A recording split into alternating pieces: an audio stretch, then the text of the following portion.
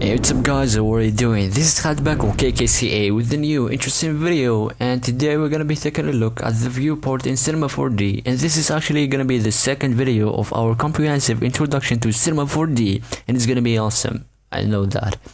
Now let's take a look at the viewport. Like, where's the viewport in Cinema 4D? Well, this is the viewport, and let's just load in a quick cube to see what things look like. Yep, and here we have our cube. Now what happens if you want to visualize this cube or see it from different angles and different sides?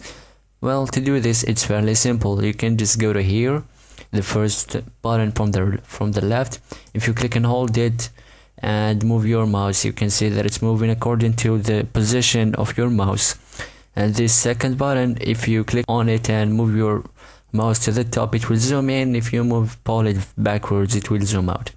And this third button, it will rotate accordingly to your position of the mouse. So now you can see that we are visualizing our object. And this second button we'll get into in just a second. Now what happens if you're like me, you're a lazy guy and you want to use shortcuts? You're gonna need to have a keyboard with numerical pad, and yeah, numerical pad. And if you don't have one yet, then I'm sorry for you. So yeah, you can just click, press and hold the one button and it will do the job of this one. The number 2 button will do the job of this one. The number 3 button will do the job of this one.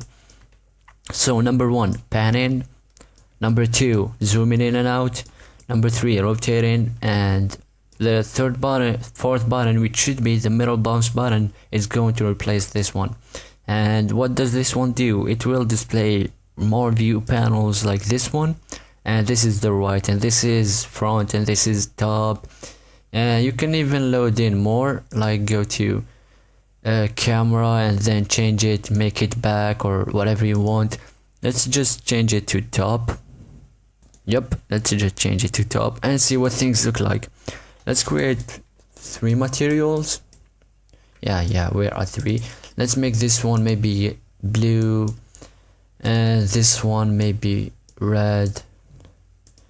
I don't know, I'm just choosing colors, and this one green. And let's make our object editable, and don't worry about this, I'm just doing it to show you what things look like. Yep, and this is gonna be the front, I suppose. Wait, yeah, no, this is the front.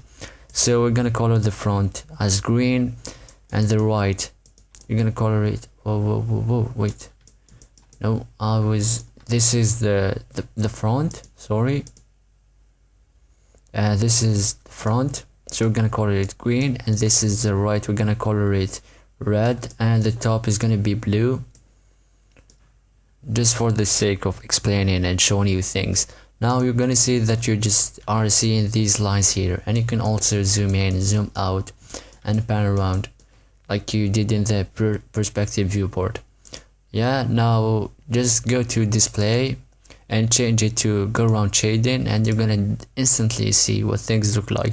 Go around display, go around shading, display, go around shading, and yep, this is the right, and this is the front, and this is the top. And you're not going to really need these 3 because they are mostly used for when you have blueprints and you want to create a very detailed model and everything like that.